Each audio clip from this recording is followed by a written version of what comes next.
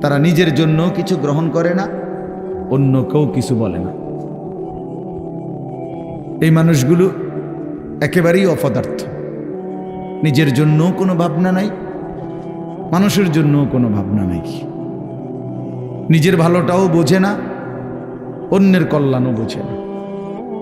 এটা গুরুত্বপূর্ণ একটা কথা যে এমন না হওয়া। একজন মুসলমান মানেই দুইটা জিনিস তার সমানভাবে, এক হলো নিজেকে নিয়ে ভাবনা, আর এক হলো মানুষের কল্যাণ নিয়ে ভাবনা।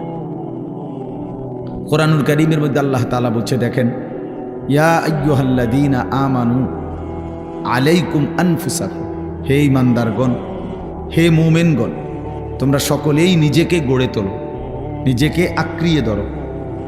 অর্থ হলো নিজেকে সাজিয়ে তোলো, গড়ে তোলো। তোমার জিন্দিগি, তোমার জীবন, প্রতিটা নড়াচড়া যেন কবর, আখেরাত, পরকালের উপযোগী হয়, এরকমভাবে গড়ে তোলো। তাহলে নিজের ফিকির করতে বলছে। আবার কোরআনুল কারীমের মধ্যে বলছে আল্লাহ, কুনতুম খায়রা উম্মাতিন